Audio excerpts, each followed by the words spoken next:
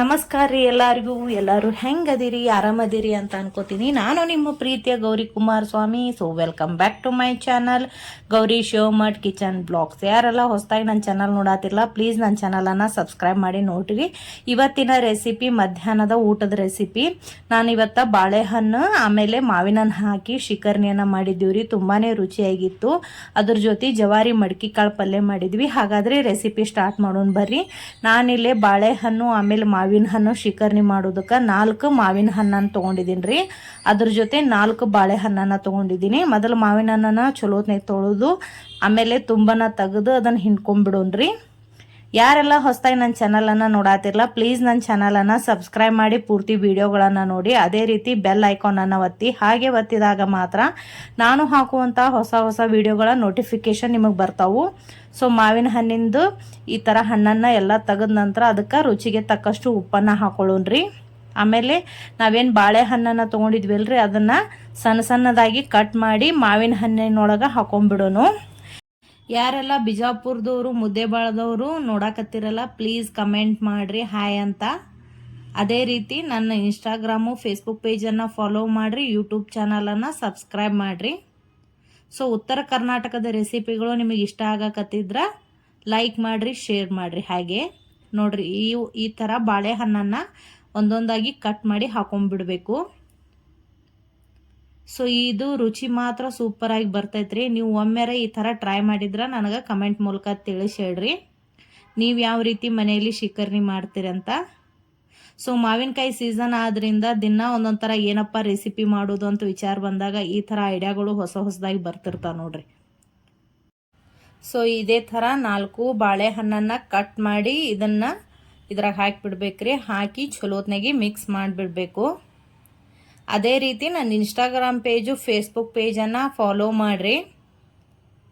So ನೋಡ್ರಿಗ ಈ ಥರ ಚಲೋತ್ನಾಗಿ mix ಮಾಡಿಬಿಡಾಕತ್ತೀನಿ ನಾನು. ಆಮೇಲೆ ನೋಡಾಕೂ ಭಾಳ ಕಲರ್ಫುಲ್ಲಾಗಿ ಕಾಣಕತ್ತೈತ್ರಿ, ರುಚಿನೂ ಭಾಳ ಚೆನ್ನಾಗಿತ್ತು. ಮಿಕ್ಸ್ ಮಾಡಿದ ನಂತರ ನಾನು ಇದಕ್ಕೆ ಸ್ವಲ್ಪ ಏಲಕ್ಕಿ ಆಮೇಲೆ ಲವಂಗನ ಕುಟ್ಟಿ ಪುಡಿ ಮಾಡಿ ಹಾಕೋತೀನಿ. ನಾನಿಲ್ಲೇ ಒಂದು ಅರ್ಧ ಸ್ಪೂನ್ನಷ್ಟು ಅಷ್ಟೇ ಹಾಕೊಳಕತ್ತೀನಿ ರೀ. ನೀವು ಶಿಕರ್ನಿ ಎಷ್ಟು ಮಾಡ್ತಿರಲ್ಲ ಅದನ್ನು ನೋಡಿ ಹಾಕೋರಿ. ಲವಂಗ ಆಮೇಲೆ ಏಲಕ್ಕಿ ಹಾಕೋದ್ಲಿತ್ರ ರುಚಿ ಇನ್ನೂ ಹೆಚ್ಚಾಗಿ ಬರ್ತೈತ್ರಿ. ಸೊ ಹಾಕಿದ ನಂತರ ಇದನ್ನು ಚಲೋತ್ನಾಗಿ ಮಿಕ್ಸ್ ಮಾಡ್ಕೊಂಡ್ಬಿಡೋನು. ನಂತರ ಇದಕ್ಕೆ ರುಚಿಗೆ ತಕ್ಕಷ್ಟು ಬೆಲ್ಲನ ಹಾಕೊಳ್ಳೋಣ್ರಿ. ಮಾವಿನ ಹಣ್ಣು ಸ್ವಲ್ಪ ಹುಳಿ ಇದ್ರೆ ಹೆಚ್ಚಿಗೆ ಬೆಲ್ಲ ಹಾಕೋರಿ, ಇಲ್ಲ ಹಣ್ಣು ನಾರ್ಮಲ್ ಇತ್ತಂದ್ರೆ ನೀವು ನೋಡಿ ಬೆಲ್ಲ ಹಾಕೋರಿ. ಸೊ ನಾನಿಲ್ಲಿ 1/4 ಕಪ್ ಬೆಲ್ಲನ ಹಾಕೊಳಕತ್ತೀನಿ. ಹಣ್ಣು ಭಾಳ ಹುಳಿ ಇಲ್ರಿ, ಅದಕ್ಕೆ ನೋಡಿ ನಾನು ಇಲ್ಲೇ ಬೆಲ್ಲನ ಹಾಕೊಳಕತ್ತೀನಿ. ಹಾಕೊಂಡ ನಂತರ ಈ ಥರ ಮಿಕ್ಸ್ ಮಾಡ್ಕೊಂಡ್ಬಿಡೋನು. ಸೊ ಮಿಕ್ಸ್ ಮಾಡಿದ ನಂತರ ಬಾಳೆಹಣ್ಣು ಹಾಗೆ ಮಾವಿನಕಾಯಿ ಶಿಕರ್ನಿ ರೆಡಿ ಆಯ್ತು ನೋಡ್ರಿ. ಮಕ್ಕಳಿಗೂ ಇಷ್ಟ ಆಗ್ತದ್ರಿ ಈ ಥರ ಬೇರೆ ಥರ ನೀವು ಮಾಡಿಕೊಟ್ಟಾಗ. ಸೊ ಈ ರೆಸಿಪಿನ ಟ್ರೈ ಮಾಡಿರಿ, ಕಮೆಂಟ್ ಮೂಲಕ ತಿಳಿಸಿ ಹೇಳ್ರಿ ಯಾವ ರೀತಿ ಇತ್ತು ಅಂತ. ಚಪಾತಿ, ಪುರಿ, ಸಪ್ಪನ್ ಸಜ್ಜಕ, ಮಾದ್ಲಿ ಈ ಥರ ಬೇರೆದ್ರೊಳಗೆ ನಾವು ಶಿಕರ್ನಿಯನ್ನು ಹಾಕೊಂಡು ತಿಂತೀವಿ. ಬಟ್ ನಾನು ಇವತ್ತಿಲ್ಲೇ ಚಪಾತಿ ಜೊತೆ ತಿನ್ನೋದಕ್ಕೆ ರೆಡಿ ಮಾಡಿದ್ದೀನಿ ರೀ.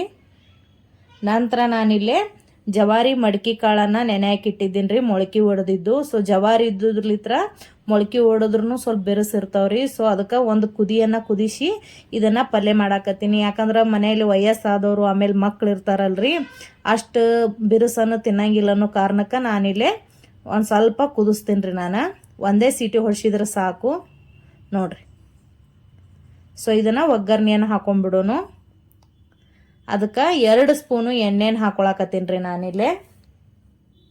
ನಂತರ 1 ಸ್ಪೂನು ಸಾಸಿವೆ ಆಮೇಲೆ 1 ಸ್ಪೂನು ಜೀರಿಗೆನ ಹಾಕೊಳಕತ್ತೀನಿ. ಆಮೇಲೆ ನಾ ಸಣ್ಣಗೆ ಹೆಚ್ಚಿಟ್ಟಂತಹ ಈರುಳ್ಳಿಯನ್ನು ಹಾಕೋತೀನಿ ರೀ. ಈಗ ಈರುಳ್ಳಿಯನ್ನು ನಾನಿಲ್ಲೊಂದು 3 ಈರುಳ್ಳಿಯನ್ನು ಸಣ್ಣಗೆ ಹೆಚ್ಚಿಟ್ಕೊಂಡಿದ್ದೀನಿ ರೀ. ಸೊ ಅದನ್ನೇ ಹಾಕೋತೀನಿ. ಅದ್ರ ಜೊತೆ ಸಣ್ಣಗೆ ಹೆಚ್ಚಿದಂತಹ ಕರಿಬೇವನ್ನು ಹಾಕೊಳಕತ್ತೀನಿ ನಾನಿಲ್ಲೇ. ಹಾಕಿ ಅದನ್ನು ಸ್ವಲ್ಪ ಕಂದು ಬಣ್ಣ ಬರುವವರೆಗೂ ಚಲೋತ್ನಾಗ ಎಣ್ಣೆ ಒಳಗೆ ಹುರ್ಕೋಬೇಕ್ರಿ ನಾವು ನೋಡ್ರಿ ಇದೇ ರೀತಿ. ನಂತರ 1 ಸ್ಪೂನ್ನಷ್ಟು ಹಸಿಮೆಣ್ಸಿನ್ಕಾಯಿ ಪೇಸ್ಟನ್ನು ಹಾಕೋತೀನಿ ರೀ. ಈ ಪೇಸ್ಟ್ ಮಾಡೋದು ಭಾಳ ಸರಳ ರೀ. ಮೆಣಸಿನ್ಕಾಯಿ ತಂದ ನಂತರ ಚಲೋತ್ನಾಗ ತೊಳೆದು ತುಂಬನ ತೆಗೆದು ಎಣ್ಣೆ ಒಳಗೆ ಹುರ್ಕೊಂಡ್ಬಿಡ್ಬೇಕ್ರಿ. ಎಣ್ಣೆ ಒಳಗೆ ಹುರಿಬೇಕಾದ್ರೆ ಸ್ವಲ್ಪ ಜೀರಿಗೆ, ಬೆಳ್ಳುಳ್ಳಿ, ಉಪ್ಪನ್ನು ಹಾಕಿ ಕೊತ್ತಂಬರಿಯನ್ನು ಹಾಕಿ ಹುರ್ಕೊಂಡ ನಂತರ ಗ್ರೈಂಡರ್ಗೆ ಹಾಕಿ ಪೇಸ್ಟ್ ಮಾಡಿ ಇಟ್ಬಿಟ್ರೆ 1 ವಾರ ಮಟ್ಟ ನೀವು ಇದನ್ನು ಯೂಸ್ ಮಾಡ್ಕೋಬೋದು. ಸೊ ಅದಕ್ಕೆ ನಾನಿಲ್ಲಿ 1 ಸ್ಪೂನ್ನಷ್ಟು ಅರಿಶಿನ ಪುಡಿಯನ್ನು ಹಾಕೊಳಕತ್ತೀನಿ. ಆಮೇಲೆ 2 ಸ್ಪೂನ್ನಷ್ಟು ಗರಂ ಮಸಾಲಾನ ಹಾಕೊಳಕತ್ತೀನಿ ರೀ. ಹಾಕೊಂಡ ನಂತರ ಎಣ್ಣೆಯೊಳಗೆ ಅದನ್ನು ಮಿಕ್ಸ್ ಮಾಡ್ಕೊಂಡ್ಬಿಡೋನು. ಆಮೇಲೆ 1 ಸ್ಪೂನ್ನಷ್ಟು ನಮ್ಮ ಉತ್ತರ ಕರ್ನಾಟಕದ ಮಸಾಲೆಯನ್ನು ಹಾಕೊಳಕತ್ತೀನಿ. ಆಮೇಲೆ 1-2 ಟೊಮೆಟೊನ ಹೆಚ್ಚಿಟ್ಕೊಂಡಿದ್ದೀನಿ ರೀ, ಅದನ್ನು ಹಾಕೋತೀನಿ. ಸೊ ಹಾಕೊಂಡ ನಂತರ ಎಣ್ಣೆಯೊಳಗೆ ಅಷ್ಟೂ ಚಲೋತ್ನಾಗಿ ಮಿಕ್ಸ್ ಮಾಡ್ಕೊಂಡ್ಬಿಡೋನು. ನಿಮಗೆ ನನ್ನ ರೆಸಿಪಿಗಳು ಇಷ್ಟ ಆಗಕತ್ತಿದ್ರೆ ಲೈಕ್ ಮಾಡಿರಿ, ಕಮೆಂಟ್ ಮಾಡಿರಿ, ಹಾಗೆ ನನ್ನ ಚಾನಲನ್ನು ಸಬ್ಸ್ಕ್ರೈಬ್ ಮಾಡೋದನ್ನು ಮರಿಬೇಡ್ರಿ. ರುಚಿಗೆ ತಕ್ಕಷ್ಟು ಉಪ್ಪನ್ನು ಹಾಕೊಳ್ಳೋನು. ಆಮೇಲೆ ನಾನು ಇದಕ್ಕೆ 1 ಸ್ಪೂನ್ನಷ್ಟು ಸಕ್ಕರೆನ ಹಾಕೋತೀನಿ. ನೋಡ್ರಿ ಇದೇ ರೀತಿ ಹಾಕೊಂಡು ಇನ್ನೊಂದ್ಸಲ ಚಲೋತ್ನಾಗಿ ಮಿಕ್ಸ್ ಮಾಡ್ಕೊಂಡ್ಬಿಡೋಣ್ರಿ.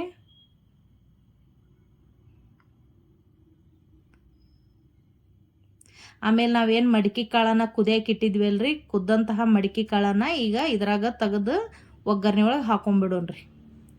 ಇದು ನೀವು ಒಂದು 10 ನಿಮಿಷನ್ಯಾಗ ಪಲ್ಯ ಮಾಡ್ಬೋದು. ಭಾಳ ಸರಳ, ಮಕ್ಳಿಗೆ ಭಾಳ ಒಳ್ಳೇದ್ರಿ.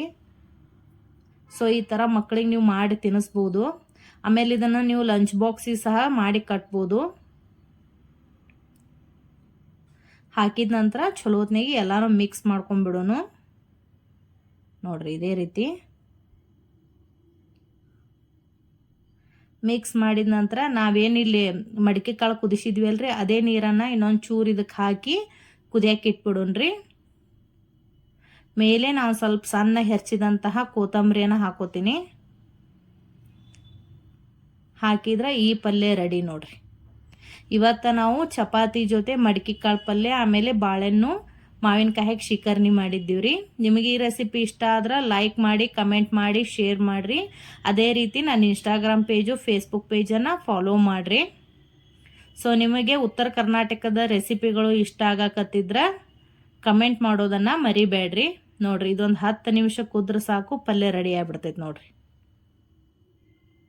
ಸೊ ಇವತ್ತಿನ ಮಧ್ಯಾಹ್ನದ ಊಟದ ರೆಸಿಪಿ ಬಿಸಿ ಬಿಸಿ ಚಪಾತಿ, ಅದ್ರ ಜೊತೆ ಬಾಳೆಹಣ್ಣು ಮಾವಿನಕಾಯಿ ಶಿಕರ್ನಿ, ಆಮೇಲೆ ಮಡಿಕೆ ಕಾಳು ಪಲ್ಯ, ಸೌಂತಿಕಾಯಿ ಹೆಚ್ಚಿಟ್ಟು ಕೊಟ್ಬಿಟ್ರೆ ಭಾಳ ಇಷ್ಟಪಟ್ಟು ತಿಂತಾರ್ರಿ. ಮಕ್ಕಳಿಗೂ ಇಷ್ಟ ಆಗುತ್ತೆ.